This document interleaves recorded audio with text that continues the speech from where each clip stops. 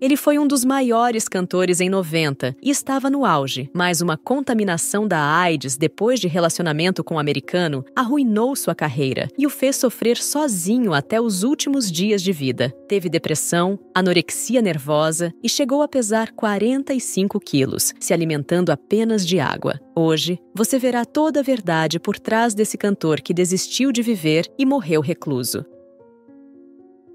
Renato Manfredini Jr., que se tornaria conhecido nacionalmente como Renato Russo, nasceu em 27 de março de 1960, no Rio de Janeiro, em uma família de classe média alta. Desde cedo, Renato demonstrou inclinações artísticas e intelectuais, escrevendo ótimas redações. Seu pai, o economista Renato Manfredini, era funcionário do Banco do Brasil e precisou se mudar com a família para Nova York em 1967 para trabalhar na agência de lá. Assim, aquele foi o primeiro contato de Renato com a cultura norte-americana e a língua inglesa. Em 1969, a família retornou ao Rio de Janeiro e, em 1973, se mudou de vez para Brasília, indo morar na Asa Sul. Essa última mudança seria fundamental para o destino de Renato, mas antes disso, ele precisou enfrentar alguns desafios. Aos 15 anos, foi diagnosticado como portador de uma doença óssea rara, a epifisiólise. Com isso, ele precisou passar por uma cirurgia para implantar 3 pinos de platina na região da bacia. Assim, o então adolescente teve que ficar 6 meses de cama, quase sem movimentos. O período de reclusão forçada acabou virando um momento de profundo aprendizado, com muitas leituras entre literatura, filosofia e história. Além disso, foi nessa época em que ele começou a explorar sua paixão pela música, aprendendo a tocar violão e compondo algumas de suas primeiras letras. Com a recuperação, Renato voltou ao convívio social. Ele se tornou um observador crítico das dinâmicas sociais e políticas ao seu redor. Inspirado pelo movimento punk e por bandas como The Clash, The Beatles e Sex Pistols, ele se envolveu ativamente no cenário musical de Brasília, que já começava a despontar como um dos mais relevantes do país. Seu primeiro grande passo na música foi como integrante do Aborto Elétrico, uma banda punk rock que criticava abertamente o regime militar. E a gente lá em Brasília, a gente achando que nós éramos os únicos punks do Brasil, né? Quer dizer, a gente se dizia punk. Mas era uma turma muito gozada, porque cada pessoa tinha um estilo. As letras provocativas de Renato e a energia do grupo ao vivo chamaram atenção, mas conflitos internos levaram à dissolução da banda em 1982. Após o término, Renato começou a se apresentar sozinho sob o nome de O Trovador Solitário. Aí foi indo, até que um dia eu enchi o saco de repente, o Fê não me dá valor, entendeu? Pegou a baqueta e ficou tipo um reizinho, assim, atrás da bateria. E me tacou uma baqueta, eu olhei assim, mas não tem. Saí da banda. Aí depois de noite ele foi com a namorada Inês. Renato, volte. Renato, volte. Não quero mais, tá? Aí eu virei o Trovador Solitário. Essa fase foi breve, mas fundamental para refinar suas habilidades como letrista e performer. Em 1982, ele fundou o Legião Urbana ao lado de Marcelo Bonfá, Dado Villa-Lobos e Renato Rocha. O grupo logo se destacou no circuito underground de Brasília, atraindo a atenção do público jovem e também das gravadoras.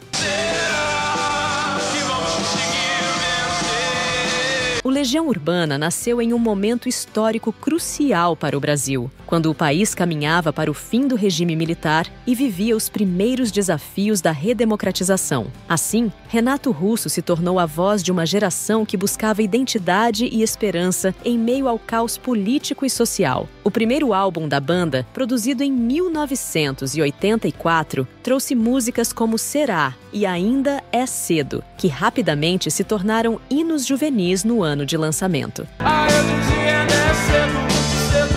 O disco fez um enorme sucesso, projetando a banda para o cenário nacional. Já o segundo álbum, 2, de 86, consolidou o grupo como um fenômeno musical. Canções como Tempo Perdido e Eduardo e Mônica mostraram a versatilidade de Renato como compositor. Eduardo e Mônica, um dia se encontraram sem querer. Logo, o disco foi aclamado pela crítica e pelo público, vendendo milhões de cópias e firmando a banda como uma das maiores do Brasil. Com o sucesso crescente, Renato começou a se destacar não apenas como músico, mas também como um porta-voz de questões sociais e políticas. Em entrevistas, ele falava abertamente sobre temas como sexualidade, desigualdade e liberdade de expressão, quebrando tabus e desafiando preconceitos.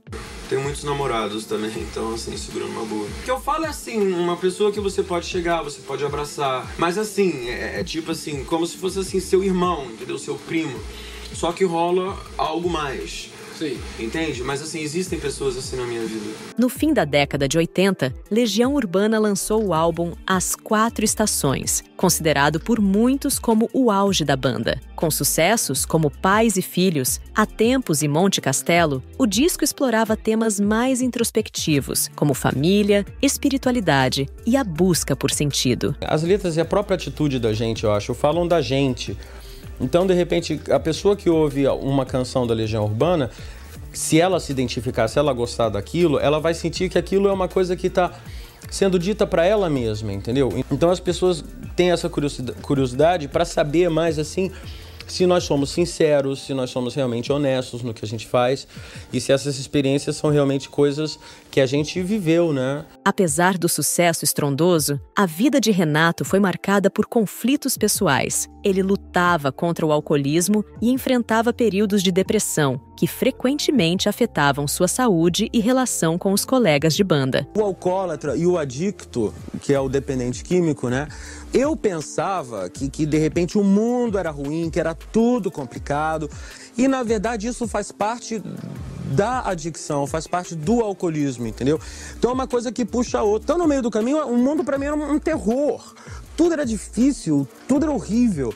E, na verdade, era só essa coisa que dificultava a minha vida, né? Mesmo assim, Renato continuava a produzir músicas que tocavam milhões de pessoas. Álbuns como V e A Tempestade mostraram um Renato mais vulnerável e introspectivo, lidando com questões existenciais. No entanto, sua capacidade de transformar suas dores em arte era e é, até hoje, uma das razões pelas quais ele foi tão admirado e respeitado. O cantor viajou para uma temporada nos Estados Unidos logo após o lançamento do álbum As Quatro Estações. Lá, em Nova York, ele conheceu o americano residente de São Francisco, Robert Scott Hickman, com quem viveu uma história de amor intensa e marcante. Scott já vivia um contexto delicado e que se tornava cada vez mais comum na época. Seu parceiro anterior estava em estado terminal devido a AIDS. Mesmo ciente, Renato escolheu viver plenamente essa relação, aceitando os riscos inerentes ao envolvimento. Scott veio ao Brasil e viveu com Renato por alguns meses, acompanhando-o em shows do Legião Urbana. Para Renato, que estava em um momento de grande exposição e sucesso, Scott representava um porto seguro, alguém com quem ele podia ser vulnerável. Contudo, essa relação também intensificou os conflitos internos que Renato enfrentava, porque ambos também compartilhavam o uso abusivo de substâncias. A despedida foi um momento de grande dor. Scott decidiu retornar aos Estados Unidos de forma meio repentina, e Renato, abalado pela separação, transformou sua saudade e desilusão em arte. Foi nesse contexto que ele compôs Vento no Litoral, uma das canções mais emblemáticas do grupo. A letra, carregada de melancolia, reflete a sensação de perda e a tentativa de encontrar conforto na imensidão do mar, além de ter algumas metáforas que tratam do amor homoafetivo. Segundo Renato, a música era uma forma de pensar e refletir sobre a ausência do amado, com o mar simbolizando a distância que o separava. Vento no Litoral é um dos nossos maiores hit singles. Vento no Litoral, 1 ano e meio depois, 2 anos depois do disco ter sido lançado, ainda estava sendo lembrada, né? O diagnóstico de HIV positivo foi um dos momentos mais devastadores na vida de Renato Russo. Em 1990, após o término do relacionamento com Scott, ele teve a confirmação que tanto temia. Estava infectado com a AIDS. A revelação ocorreu em Brasília, quando Renato visitava uma de suas melhores amigas, Leonice de Araújo Coimbra. Segundo Leonice, ele chegou em sua casa aos prantos, segurando o exame que confirmava a infecção. Foi um momento de grande desespero e vulnerabilidade para o cantor. Parecia óbvio para Renato que ele tinha contraído o vírus durante sua relação com Scott, especialmente porque ele já tinha um parceiro anterior que faleceu de AIDS. Mas uma curiosidade é que, pelo que se sabe, o próprio Scott também acabou falecendo vítima da AIDS na década de 90. Profundamente abalado, Renato decidiu manter o diagnóstico em segredo de seus familiares e do público. Foi um período de medo e silêncio, agravado pelo peso emocional do isolamento. O impacto da descoberta refletiu em sua música e em sua vida, intensificando a melancolia e a profundidade que marcaram sua obra nos anos seguintes. No fim da primeira metade dos anos 90, a saúde de Renato Russo já mostrava sinais de fragilidade devido à AIDS. Apesar disso, o cantor manteve sua condição em segredo por muito tempo, compartilhando a verdade apenas com amigos mais próximos, como Leonice, Dado Villa-Lobos, Marcelo Bonfá e seu pai. Sua mãe não sabia que ele tinha a doença. Publicamente, ele justificava seu abatimento como resultado de sua depressão clínica, evitando confirmar os rumores que circulavam sobre sua condição. Paulo Ricardo, ex-vocalista do RPM e amigo de Renato, relembrou o impacto desse segredo durante a gravação da música A Cruz e a Espada e falou sobre a situação em entrevista recente ao Vênus Podcast. Paulo Ricardo contou que o encontro entre os dois ocorreu no início de 96, poucos meses antes da morte de Renato. O cantor relatou que, ao buscar o amigo em seu apartamento repleto de livros e discos, percebeu que Renato já estava recluso e fisicamente debilitado, embora sua mente permanecesse brilhante. Naquele momento, as suspeitas sobre a doença eram intensas, mas Renato não as confirmava abertamente. A gravação de A Cruz e a Espada foi intensa e marcante. Mesmo fragilizado, Renato entregou uma performance extraordinária. Após a sessão, eles celebraram cantando Dancing with the Moonlit Night, do Genesis, em um raro momento de descontração. No entanto, essa alegria contrastava com a decisão de Renato de abandonar o tratamento com o coquetel anti-AIDS, incluindo o AZT, um dos principais medicamentos disponíveis na época. Absurdo. Isso foi em fevereiro de 96 e ele nos deixou em outubro